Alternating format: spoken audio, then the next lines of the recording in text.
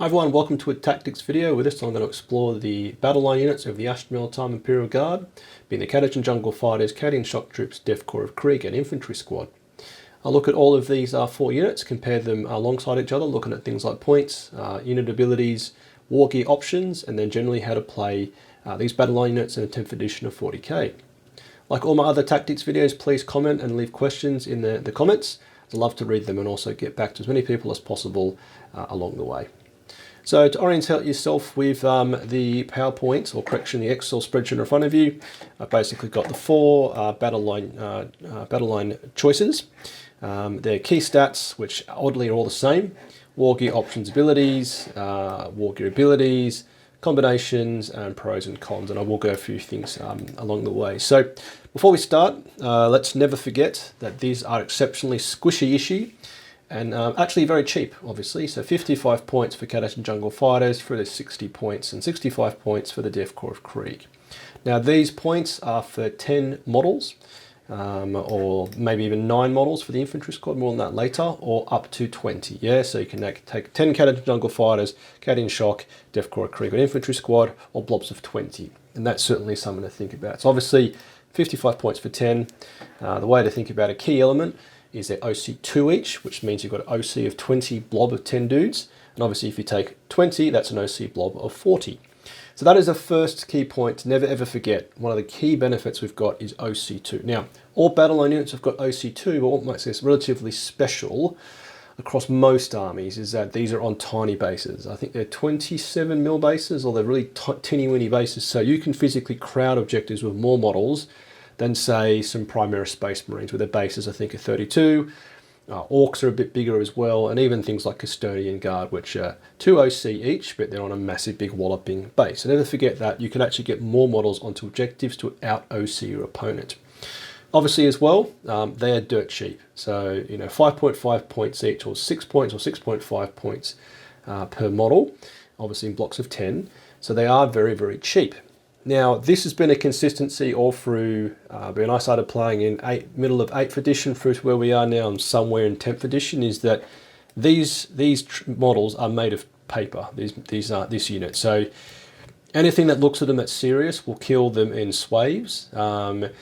Toughness 3, 5+ save, 1 wound means you're really just going to fold like a deck of cards when something serious looks at them, either it being the shooting phase or the stabby phase. I've found typically in the stabby phase, anything serious, they'll just clean up 10 dudes at once. So that's not to be forgotten. So that's definitely the first thing, is that they are cheap. There's great OC, and they're very squishy. Now, how do you effectively use them? And let's talk a bit about this, because this has been a massive journey for me. I've been playing for quite a while. I've struggled with Guard, and I'm only now starting to get, I'm quite a slow learner after 4 or 5 years, how to use them properly. So the key things to remember with them is these are one of the best units to movement block, in the sense that if a threat is coming towards you, be it maybe a big shooter or a very stabby attack unit, you can basically remove them from the game by blocking him in. So you can't destroy the unit, but if you block it in a way that it can't do anything, that unit for that turn, or that phase maybe, is effectively useless. So think about that. Don't have to kill things to take them out of the game. So you can have a very angry sort of tank sat on behind a piece of terrain. You move, and you advance your infantry squad to run across the front of it, block it in there. For 1 turn, it can't do anything, because it has to obviously shoot those dudes, and then it can move the next turn. That's obvious to say. Another favourite of mine is basically wrapping transports. So you could get 10 dudes or 20 dudes, and maybe you can't fully wrap the transport because these guys are quite small, but maybe you force your opponent to debust the blokes or the models in a certain spot, which is less effective than debusting at the front. Obviously then likewise if for charger units, if your opponent has got a very stabby melee blob coming up towards you, you can position the infantry squad to basically either push them in a certain direction or completely block them off. Now do be careful with that approach. Remember the heroic intervention stratagem. So if you do charge and you've got these dudes within 6 inches and your opponent's got the CP to pay for it, they could basically charge into you, and there goes that plan. So do keep that in mind, and always watch your opponent's CP and ask yourself the question, would you pay for that if they were in your shoes? Now the other obvious ones is then as far as the secondary objectives are concerned, things like cleanse and deploy homers, this is a unit, yeah? Yeah, these guys at 55 to 65 points, sit them on the objective, do cleanse or deploy homers either in the center of the battlefield or opponent's deployment zone. These are the models you want to be using because they're dirt cheap.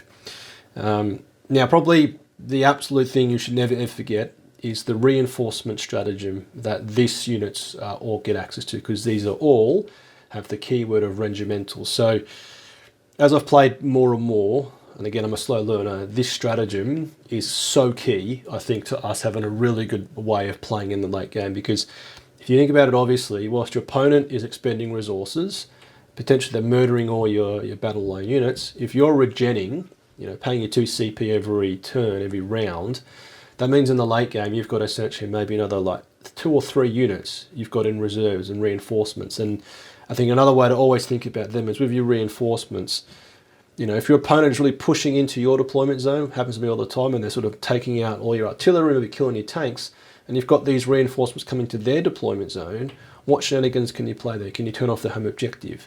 Can you get on and do other actions? So the reinforcement stratagem is so key here. And of course, there's other units to think about for the reinforcement stratagem. Kazrakans are one, Scout Sentinels another. But this is always a good safe bet because 20 OC is really good in taking objectives off your opponent.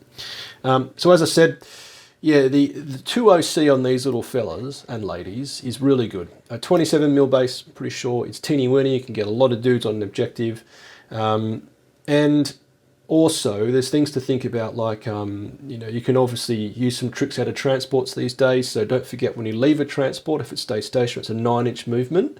So they can basically get out, move 9 and maybe advance. And this is obvious, but these units need orders to function, because their core stats, and I don't have the actual shooting stats, but ballistic skill 4+, and in the fight phase, ballistic skill, weapon skill of 4+, hitting on 4s at strength 3 is just garbage. So these guys need orders to function. So as you probably know, if you're relatively close to the competitive scene, is the balance status that has introduced new rulings for the way orders can be given. So if an officer gets out of a transport or arrives from deep strike or reinforcements, they can give an order that part of the phase. So not only can you give these guys and girls orders in your command phase, you can give them also orders in the movement phase. So you could be quite fancy pantsy and basically have a move the 9 inches with the additional 3-inch, deep strike in an officer, and then he gives the order take aim, for example, or duty and honor, etc., etc. So this is probably along with probably your artillery and Lehman Russes. I think it's like, if you're bringing these guys and girls, you need to bring officers, and we'll talk about that in a bit later. Yeah, so another big watch out with this is that, as I said, these just disappear. Like, they just go up in smoke when your opponent looks at them with anything serious. So that really hurts. In the I think it's the mission Purge the Foe, where your opponent or you score points for holding an objective or holding more, and killing a unit or killing more. Now, killing more against 10 toughness 3 5+ say 1 moon models is a piece of cake. So you can really bleed points in that mission, and I've never won that one as far as I can remember, because I always just lose it on losing too many objectives, i.e. the squishy-ishy guys and girls. There's of course also the secondary objective, no prisoners. So again, this would just bleed units.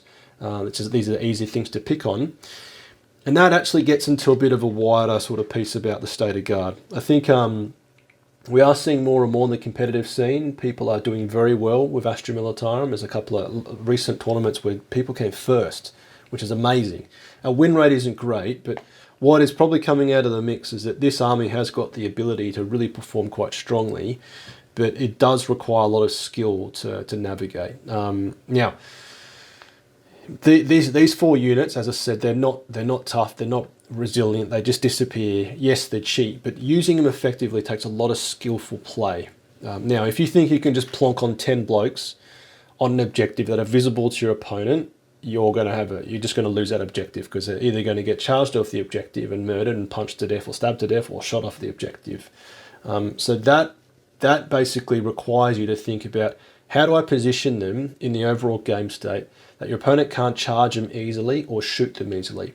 So if you're moving them onto an objective and you need to basically make sure they're maximizing available cover, that means you need to be basically positioning the models side by side or in a conga line to make sure there's no potential easy fire lanes for your opponent. And if you are up against a chargey army, a chargey opponent, maybe you have one squad all the way on the front of the objective and they move 9 inches to form a screen, whilst another one stays on the objective, on the back of the objective, and holds the objective. So they're not, this unit is not going to hold objectives, automatically. Not like, plonking on 5 custodian guardians. They're just going to sit there and tank all the damage of all the CP and stratagems to ignore the damage and heal back models. This unit needs to be very, very carefully positioned. Now, with that, you could, of course, take blobs of 20, and we'll talk about that in a moment. So you could, suddenly you've got 40 OC on an objective, but still, okay, it's going to be another, obviously, 10 wounds. Now, 20 wounds, it's going to take a bit more to get through, but fundamentally, if anybody puts anything serious into them, they're going to lose models, and, against anything serious, you're probably going to lose, 10 dudes, and that could risk the chance of battle shock. Now, final piece before I get into the actual units, before I finish all my blabbering, is that the more and more I play, I think, and Morty and Glory is all about this. This has always been his sort of, and it's funny, this advice has remained true probably most of the last couple of editions of 40k. You need a lot of these. You need probably 60 minimum. That's something I've woken up to recently, is 60 feels like the minimum. It really does. Any more, and Morty and Glory will debate otherwise, but I kind of feel you probably lose the damage output of them if you're investing loads into bodies. And I can support that, as I said, with the reinforcement stratagem. So you may start with 60 and you actually finish the game with 90 because you've reinforced 3 squads. So that's a bit about using them. Hopefully it's a bit helpful for anybody new or anybody who's a veteran like me, still struggling to find out how to use them. But I think these require a lot of very situational, careful play. You've got to be very careful how you deploy them, how you move them, how you position them. And when you're prepared to give them up, sometimes you need to be prepared just to waste them, yeah? And that also, and one final push to get to the units themselves, is that there is definitely something to be had in the sense of using them to turn off your opponent's objectives. Now, 10th edition objectives or missions are probably less focused on the primary in the sense that if you hold 3, you automatically score more. It's more, in the ones I've played, it's typically hold 2. If you both hold 2, it's okay. You need to hold a lot more, if that makes sense, to sort of work. But you could be in positions where maybe rushing forward a squad with OC 20 to turn off someone's objective and they get massacred next turn is what you want to do. Another thing never to forget is if you get them in from reinforcements, charging onto objectives, sure, it's a 9-inch charge, re-roll it, you've got a bit of a better chance, but maybe just charging on these models onto an objective, sure, some might get murdered in a punch up after, but as long as you've got probably, 3 or 4 left, you've turned off the objective, potentially. So, you pick and choose when to waste them. It still remains true for all the editions of 40k that these should be screening your tanks. You don't want your tanks getting wrapped up too early, so use them as movement blocking against your key units. But yeah, so hopefully it's a bit to help, and let me know what you think, because it's taken me a long time to get used to this. And the other bummer about this is that it takes a lot of time to paint these up. Yeah, because painting 10 little tiny dudes, it's a bit of a joke, because I also kind of collect custodians as on the side, custodians, banana boys, is that one model's worth 55 points, or 10 little tiny dudes. It takes ages to paint 10 little tiny dudes quite nicely. So anyway, so let me know what you think of all that rambling to get us started. But let's look at the actual units themselves. So, all right, first off, we've got the Catachan Jungle Fighters, 10 models for 55 points, with all that there. Now, war gear options, you get to take 2 flamers on top of what as replacement, and that's it. Now, the rationale for that, which is a bit annoying, is that it's what you basically get in the kit. So in the kit from probably, I think, late 2000, early 2000s, maybe late 90s, you can basically model 2 of these chaps. You've got enough, I think, bits to make 2 blokes to have flamers. Now, the sergeant can't take a chain sword at all, so literally it's just a stabber, which is, I think, a Catachan Fang, I think is meant to be. But fundamentally, all you can take as extras here is 2 flamers. Okay, so that's potentially why they're 55 points for 10, because it's not great damage output.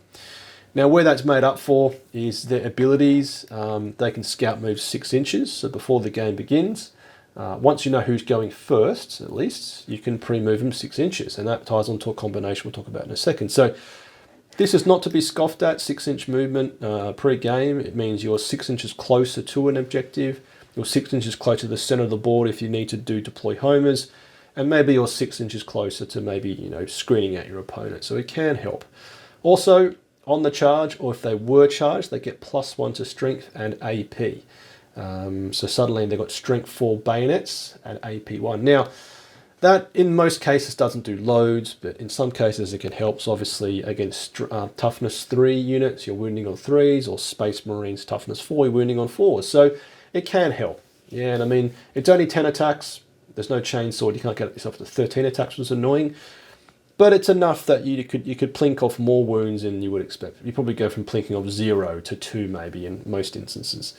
So 55 points, 10 models, as we said, or it could be 110 points for 20, and you can take 2 or 4 flamers, and you can scout move them. So being the cheapest, that's also a merit to this, and you can obviously see that the difference between them is 5 points for the Cadian Shock Extra Infantry Squad, or 10 points for Death Korp Krieg. Now, it doesn't sound like a lot, but when you're taking 6 of these, suddenly you're going from an extra 30 points between the Cadian Shock and the Catachan Jungle Fighters, or an extra 60 points between Death Korp and Catachan Jungle Fighters. So, you know, it's, I think, Guard not being a crazy strong army, you want to be squeezing every point out where you can. So 5 points is material in the scheme of things, because 30 points can, you know, you could put it towards another Scout Sentinel, or even a Cyclops Demolition Vehicle, maybe. So, okay, so that's the Jungle Fighters, the Muscle Boys. They can all of them can take a Voxcaster, and when you use a stratagem on that unit, on a 5+, you can refund that CP. And if it's near a platoon officer, I believe it is, an officer model, that goes off on a 4+. So don't forget that, because I often forget to use that, is actually you can refund your CP, which is really strong. Now, combinations, the one that's super duper common is putting them in a Chimera transport, and then that Chimera can pre-game move 6 inches. So that suddenly makes it very strong. Pre-game moving a Chimera with 10 dudes inside, it's fantastic. And then I just simply always take 2 flamers on the Chimera, then you've got 2 flamers at the top because it's got firing deck too. So suddenly you got a little flame bus, and you know it can do a fair bit of DACA. So pros of this is Scout Move 6, +1 +1 of strength and +1 AP. And obviously, as I said, they're quite cheap. And the only cons I can think of in this instance is that having 2 flamers does limit their potential. Automatic hits of strength 4 is good, but when we see some of the options you've got in front of us here, there's some way better weapon options. So, Jungle Fighters, I don't think I'm going to rate any of these, because I almost feel that they're almost very similar in the sense that they're all serving a similar purpose, but you can do certain things differently. Anyway, so okay, next is Cadian Shock, 60 points for 10. And the war gear options are bolt pistol, las pistol, auto gun, and a chainsword for the sergeant. And then it's you can take 2 of flamer, grenade launcher, melter gun, or plasma gun. And you can take 1 of each here. So 1 flamer, 1 plasma gun, 1 grenade launcher, 1 plasma gun, etc. So the reason why you have these options is basically it's modelled off the recent released Cadian shock troops, which look awesome. They look super cool. Some nice detail there. Okay, so what's their jam? At the end of your command phase, if you hold an objective, if you move off the objective, you still control that objective. So fundamentally, objective sticky. Now, this, I believe, requires, and again, I'm not a super duper mad tactical player, but this, I think, probably of all of them, is the most complex to take advantage of, in the sense that, you know, you need to set up a scenario or be able to take advantage of a scenario where you've held an objective with these dudes, these 10 guardsmen have plonked an objective, and okay, maybe you plonk an objective on an outlying objective, which is a bit harder for you to get to, and then you give them move, and they move off 9 and form a screen a good distance off the objective. So that could work. I do think that it is probably, you know, again, as I describe it, it's very situational. It takes probably a lot of skill to take advantage of, and I think if you're getting into it, I would probably just either go Catachan jungle fighters or something else for the extra 5 points. They do have a bit of extra DACA. You know, melter guns and plasma guns aren't to be scoffed at. They do, you know, when they do hit, they can be very effective. But this one I'm a bit more lukewarm, which is a shame because the models look amazing. But I think that, as I said, the key thing that sort of holds them back is this ability is probably less universally applicable than the other ones we'll look at. So, yeah, Cadian Shock, again, very good, plenty of good shooters. But as I said, I think their ability probably needs a bit more careful play. Now, you take a Voxcaster, cool. You can refund CP for 5+ or 4+. And combinations, I can't think of loads here, but the only ones I can is a Cadian Castellan. You get sustained hits of 1. But probably, I don't know, it's a bit of a question mark. And then the only other one, maybe, again, it's a bit of a wild idea, is Inquisitor Carrera Draxius, which is this this model here, who is a super cool Xenos hunter. And I say this because on a 2+ in your opponent's shooting phase, she can make them untargetable within 18 inches. Now, they can be applied on any units, but is this the one to use it on because you can make it objective sticky? Maybe. I don't know. So pros here is objective sticky, and the cons are it's objective sticky, because objective sticky I feel is quite, as I said, you probably need to be using it quite very, very skillfully to take full advantage of it. And I think if you're new to it, you know, just go with Catachan jungle fighters. 5 points less. And overall, you can probably all agree that these units aren't about damage output. You're gonna get some, and we'll look at the DEFCON in a moment. You are going to get some DACA output, which is going to do a bit of damage. But fundamentally, las guns, you know, strength 3 overall, are not going to do much. You're going to tickle things and annoy them. Okay, Korp of Krieg. So 65 points for 10 models, and you can take bolt pistol, las pistol, plasma pistol, power weapon for the sergeant, and a bolt gun. You can take 2 of a flamer, grenade launcher, melter gun, sniper rifle, a plasma gun, or a Voxcaster. And 1 model can take a med pack as well. So this is modelled off, called the Kill Team Veteran Guardsman. I don't know why they just didn't call them DEFCOR, but whatever. So super cool looking dudes. Now, their ability at 65 points, this is where the magic happens, is that if they're below half strength, starting strength, I've lost 1 model, +1 to hit. Now, that's automatically very strong. Now, the key wording here is +1 to hit. That means you give an order your +1 ballistic skill. So that means you take them from hitting on 4s to hitting on 3s because they've lost 1, to hitting on 2s because they've received an order. So suddenly, what I just said about not doing much damage could do a bit of damage, yeah? And as you look at the war gear options, so a sergeant has a plasma pistol and a power weapon, always good combo. You can then take a melter gun and a plasma gun, and a grenade launcher. So suddenly you've got 4 decent weapons hitting on 2s. Granted, they're maximum strength 9 on the melter gun, but you are going to trade up and, you know, remove some, you know, other infantry models. Yeah, so then also below half strength, if you're sitting on, you know, 4 models or 8 models, 9 models for a big blob, +1 to wound as well. So suddenly your strength 9 concern against vehicles, tough vehicles, you're wounding on 4. So, you know, it does help. And then again, where the magic source starts to happen is that they can take a med pack, and in your command phase you can heal D3 models back because they're 1 wound each. So come back one wound each. And, you know, suddenly you've got a unit which is somewhat resilient, and very shooty in the sense that with an order they could be hitting on 2s. Now, I think the effective way to use them, and again, you'll all notice if you're relatively into Astra Militarum, is that these respond best in blobs of 20. Because I think the way to think about it is, if you're below half strength and you've only got 4 dudes, that's less taking advantage of all the, you know, improve hit ability, improve wound ability. But if you've got 9 dudes, because half strength of 20 is 9, but half strength, that's obviously more output than just 4 dudes. So I think DEFCOR works best with blobs of 20, and definitely when you look at the winning tournament list, it's typically blobs of 20 DEFCOR. You don't see as often 20 Catachan jungle fighters or Cadian shock, etc., etc.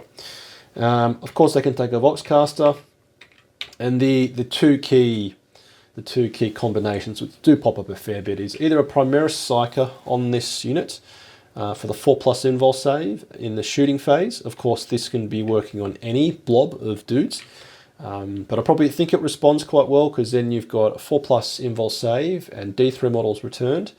And the other one that obviously is quite popular is the Death Corps Marshal. So the Death Corps Marshal gives him a universal 5+ feel no pain, very strong, and also can use the insane bravery stratagem once per game for free. So you lose 11 of the 20 blob, you fail your battle shock, and well, you just use the insane bravery strat and you automatically pass it.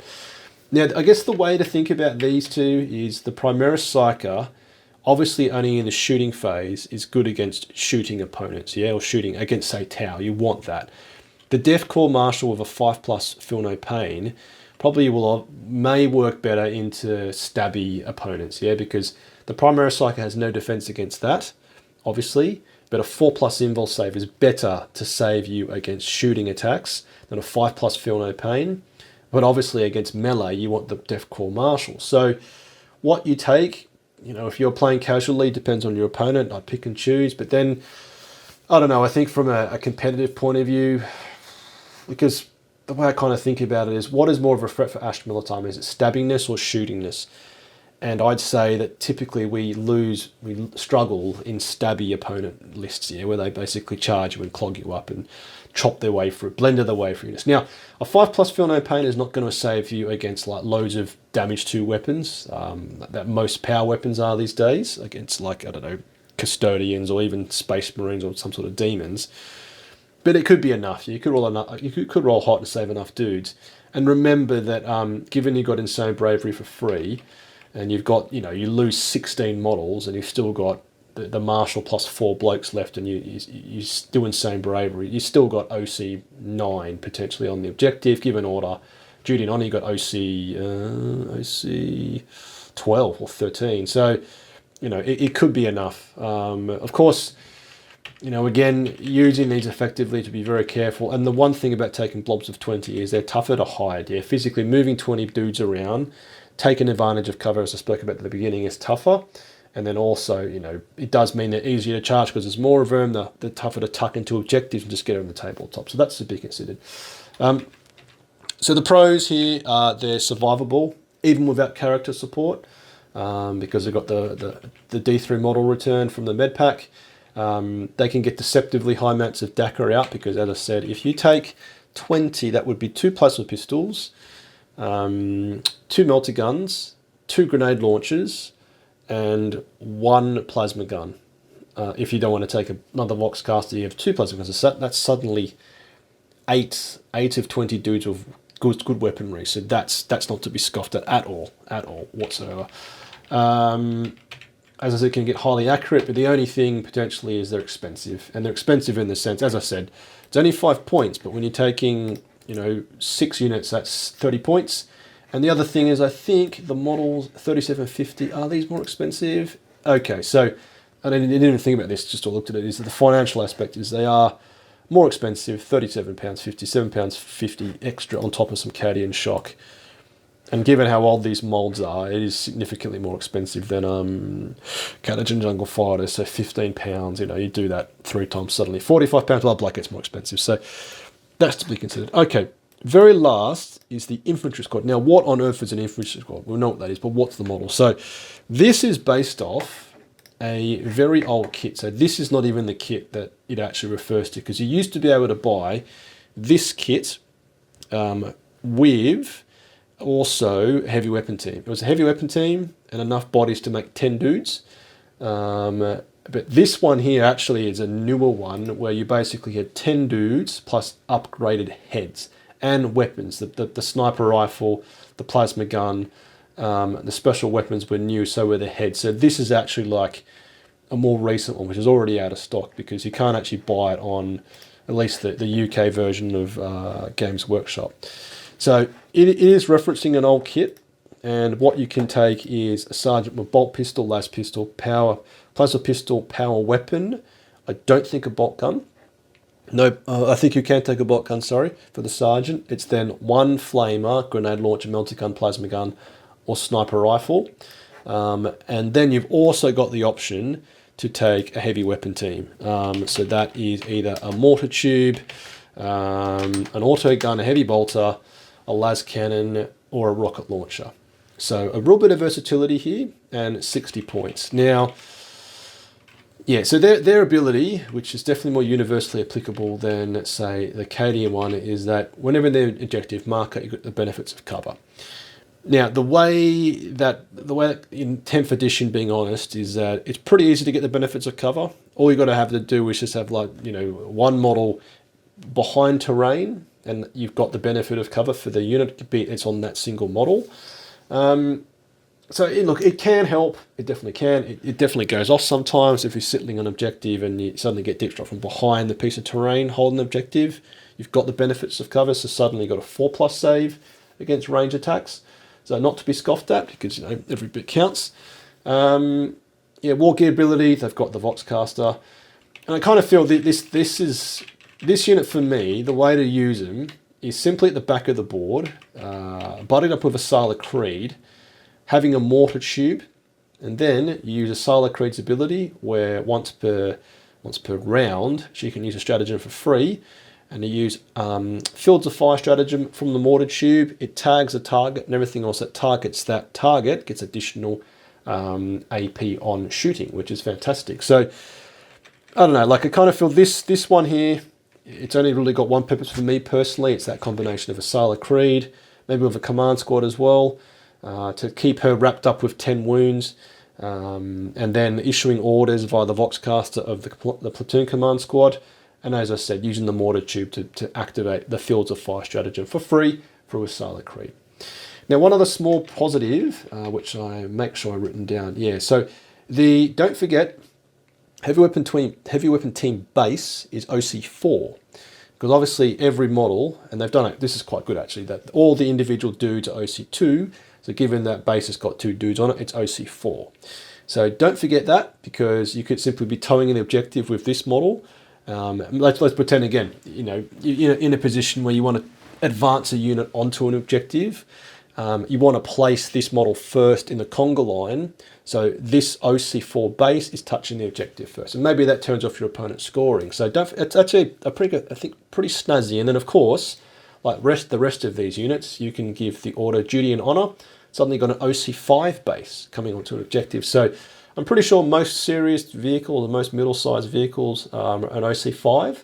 So yeah, so you could have an OC base heavy weapon team, move onto the objective. Your opponent thinks, oh, they don't hold the objective, aren't contesting it. Deep strike your officer comes out of transport, duty and honor, bang, turn off the objective. Job done, jog it in, killed it. Super cool combo, go Jeff.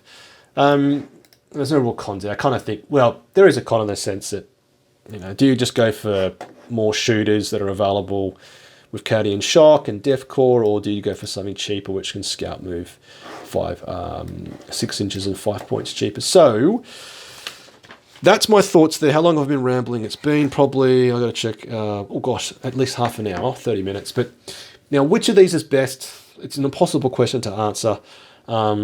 I think universally Catachan Jungle Fighters have always got a place. Pre-game move scout 6 inches is fantastic. 55 points is nice and cheap. Yes, I don't have much DACA, but again, if you're relying upon these units to give you damage output, probably not the right thing to be doing. Look to your artillery, maybe Bolgrams, or your tanks, which is what Astra Militarum is all about. So Catachan Jungle Fighters to me is always going to be a hot favourite just because they're cheap. As I said, they can scout move.